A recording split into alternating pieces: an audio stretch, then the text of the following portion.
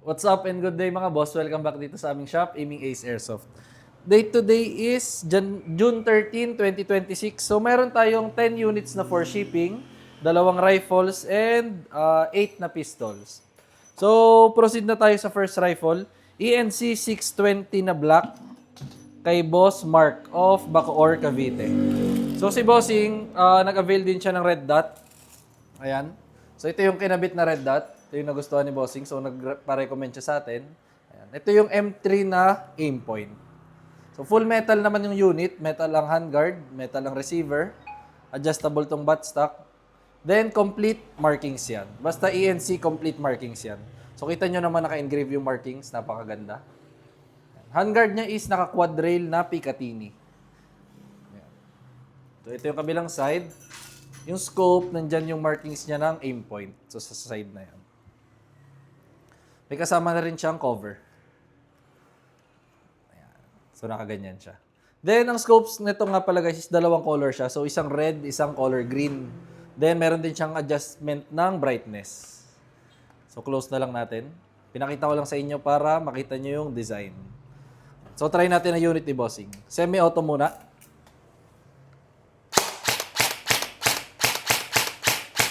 Full auto, burst fire lang or pitik-pitik lang guys. Yan. ENC 620. So guys, lahat ng rifles natin is meron ng kasamang LiPo battery and charger. So LiPo battery yung kasama niya, hindi yung stock lang na na 9 volts. Mas maganda kasi yung LiPo kasi 11 volts na siya. Yan. Mas maganda yung bigay ng power sa mismong unit. So, next rifle naman is ENC 645-2 na color black kay Boss Chambel of Cebu. So, si Boss yung ka-order lang sa atin, tapos umorder na ulit siya. Ito yung 645-2 Daniel Defense na PDW. So, guys, available to sa color gray. Ayan. So, full metal din naman, metal ang slide. Metal ang handguard, metal ang receiver. Then, makikita nyo markings dyan ng Daniel Defense. Complete markings yan. So guys, kapag Daniel Defense sa PDW, automatic naka-loudener talaga siya. So loudener, mas nakakapagpalakas siya. So mariririnig nyo in person, mas malakas ang tunog compare sa mga normal na rifle. So kung gusto niyo nang patahimikin, nilalagyan nila to ng suppressor. So napakaganda nitong papugiin. Or lagyan ng accessories. So try natin. Semi-auto muna.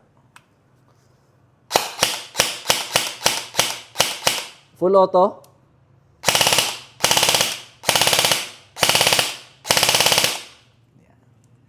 ENC 645. So, medyo maingay talaga siya.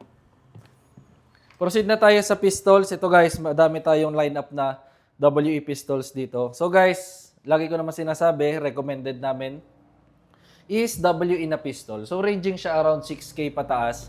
So nasa mid-end na brand siya, medyo mas mataas siya siyempre sa mga budget meal. Pero guys, yung performance ng WE maganda talaga. Ayan. Pero kung gusto niyo namang mag-try lang muna ng airsoft or curious lang kayo, pwede mag-start muna kayo sa budget meal, then saka tayo mag-upgrade. Ayan. So WE, first unit na test natin is WE T-Rex na silver kay Boss Luis of Ilocos Sur. So guys, available to sa color black. Pero ito talaga yung mabenta natin itong silver. So full metal, metal tong slide, metal tong lower frame, metal ang magwell. Then naka-fiber optic na yung rear and front sight. So guys, ang meaning ng fiber optic, yung parang neon. Ayan, so neon yung sights para mas madaling makikita. Ayan. Unlike dun sa ibang units, meron kasing hindi naka-fiber optic. Ayan. Kabilang side ito. So ayan, kung makikita nyo yung mga basa-basa or oil lang yan kasi nilalagyan namin siya ng oil or yung maintenance sa silicone oil before namin i-demo or i-ship. Ayan. So try natin. 30 rounds na high kappa magazine. So try natin.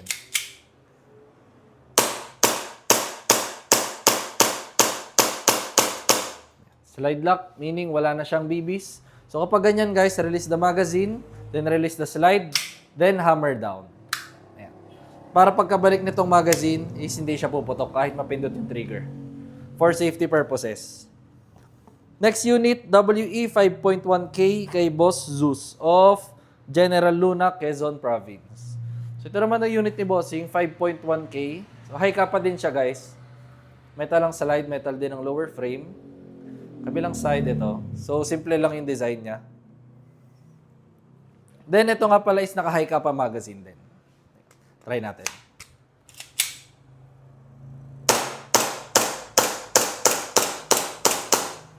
Slide lang. Next unit, WE Glock 18 Force na silver kay Boss Leo of Digos City, Davao del Sur. So Glock 18 Force, ito yung merong semi and full auto. So ito yung selector niya, basta nakakita kayo na ganito guys, automatic meron siyang full auto. So kapag nakataas yan, semi-auto, pag nakababa is full auto. Naka-fiber optic na rin yung rear and front sight. Then naka-competition na flat trigger, naka-magwell na din. So ito yung Force Edition ng Glock 18. Internal parts wise naman, parehas lang siya sa normal na Glock 18. Ang iba lang is yung syempre yung design. Try natin. 25 rounder na Glock magazine. Semi-auto muna. Full auto, ito yung selector, baba nyo lang. Make sure nakasagad. Then burst fire lang. Or pitik-pitik. Slide lang. Then, laging ibabalik ng semi-auto. Next unit, ito same lang. WE T-Rex din na silver kay Boss John of Canlaon, Negros Oriental.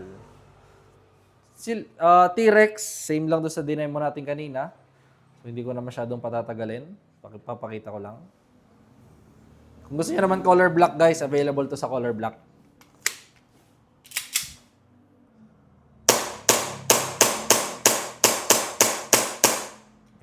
Slide lang.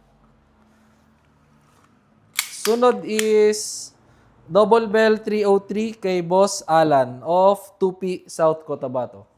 303, so guys, yung next units natin na i-demo is nasa budget meal na folder lang. So ito yung John Wick 4 na Pit Viper. Yan, isa sa mga mabebenta talaga natin sa budget meal. Ito yung kabilang side, full metal din yan. High Kappa magazine na 30 rounder. So, meron siyang markings ng TTI sa base pad.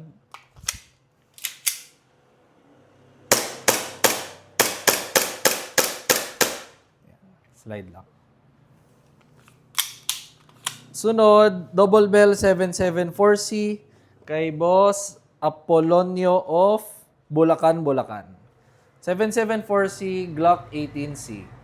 So, meron siyang semi and full auto. So, lahat ng Glocks, guys, is metal lang slide polymer ang lower frame. Wala talagang full metal na Glock. Okay. Try natin. Semi-auto muna. Full auto, baba lang itong selector. Make sure nakasagad. Ayan, slide lang. Then, balik ng semi-auto. Tapos, next unit, Double Bell 304A kay Boss John of Sagay City, Negros Occidental. So 304A, ito yung John Wick 4 na Sun Viper. So metal lang slide, metal lang lower frame. Then kita nyo yung grip niya, naka-texturized grip. Kabilang side, nandyan yung markings ng Sun Viper. So try natin.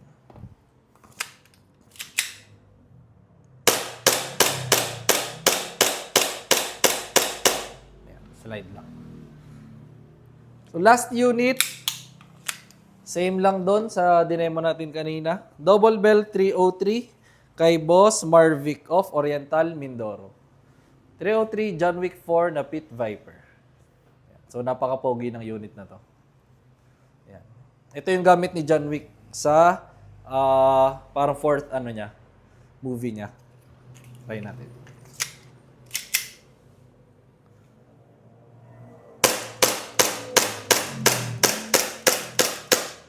Slide lang. So, ayun lang naman guys. Happy weekend sa atin. So, Saturday ngayon. Maraming salamat sa patuloy niyong pagtitiwala sa amin. Then, if may inquiries kayo, message lang kayo sa aming page, Aiming Ace by CJO. Thank you.